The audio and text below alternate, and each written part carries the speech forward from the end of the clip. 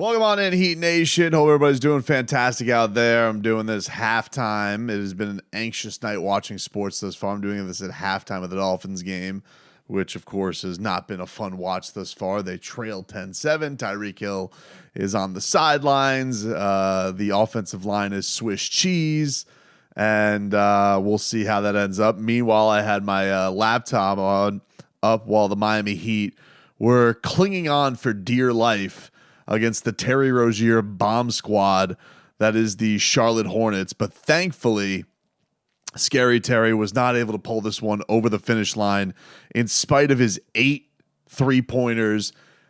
Nearly had that half-court heave. I mean, it wasn't the prettiest. It was definitely a chuck, but like off the window, like maybe if it was a little softer, it goes in. Definitely, I think the Heat will take the victory for sure. They have surprisingly been very good on the road so far. We all remember that road trip where they went on that big win streak to really turn around their season. But the fourth quarter struggles, man, that just remains an issue for them.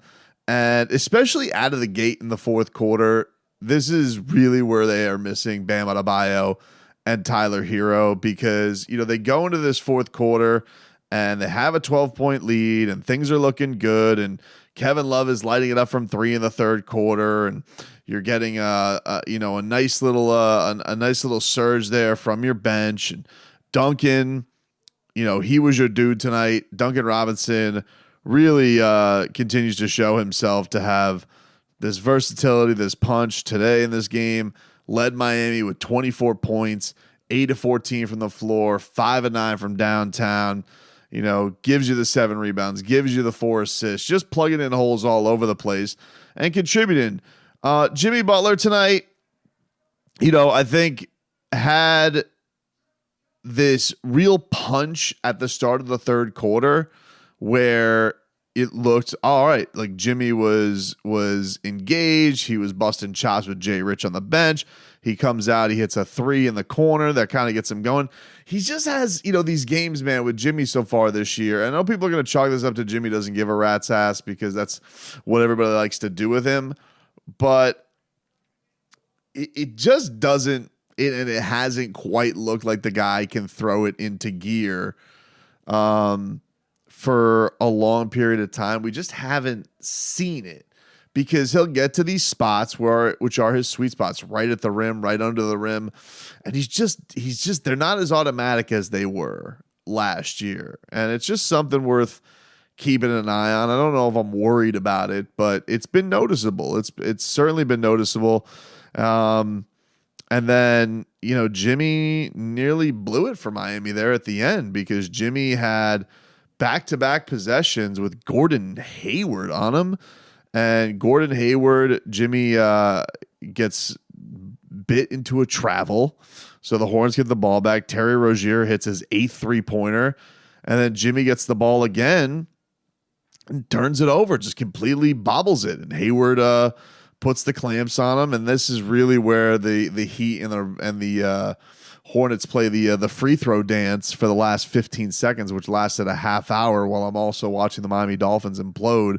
So you could imagine it was just a real thrilling. It was a really thrilling thing to watch. But look, they get this one. They get this one. They get a big break where Terry Rozier goes to the line, and he ends up getting to the line because Jaime Jaquez Jr. runs into him.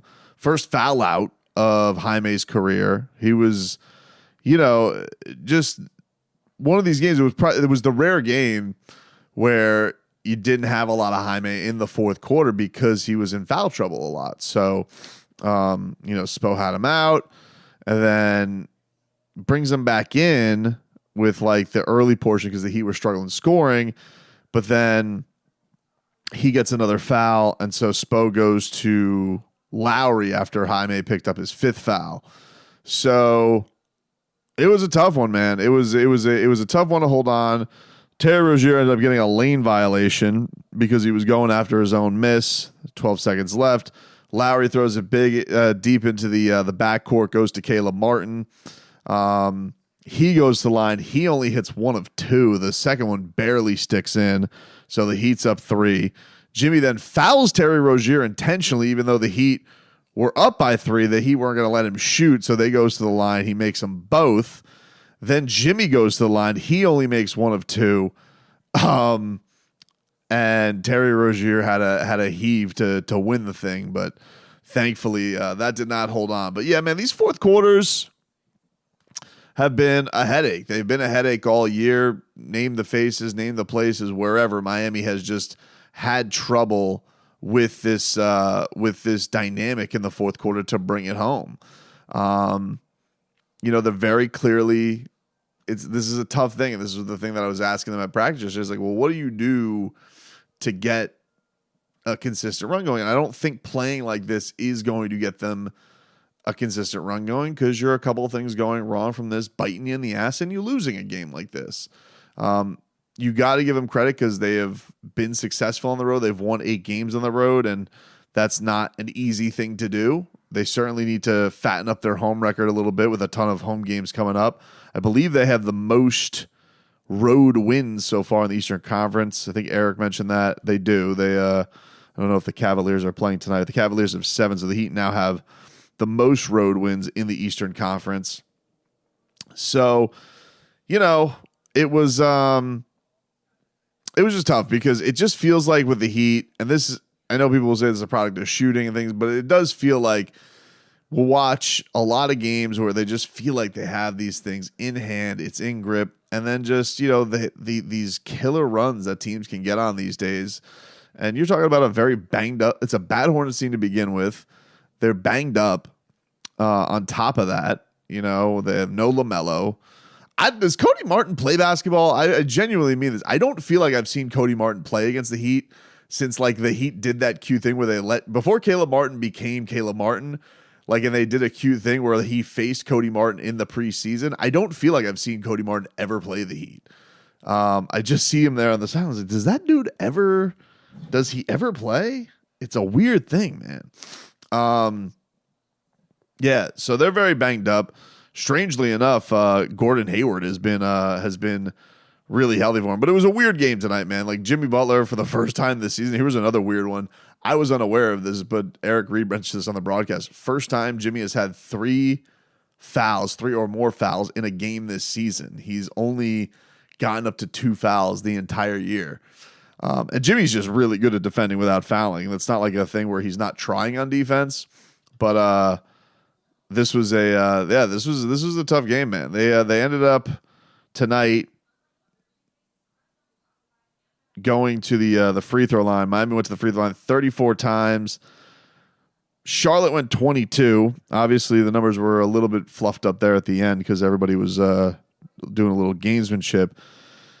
But you got a great game from Kevin Love today. He provided you 19 off the bench. Really good shooting night from K-Love. Jaquez was off to a great start, and the foul trouble, he probably thought, he was on to one of these 20-plus scoring nights, and the foul trouble just slowed him up. So a lot of other things, the foul trouble, tripped up Jaime and maybe would have had a bigger night.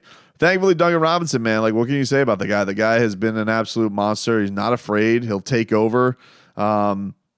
You've missed Tyler Hero, but he's provided as much punch as you could possibly hope for in the absence of Tyler. But the Bam absence, remains hard.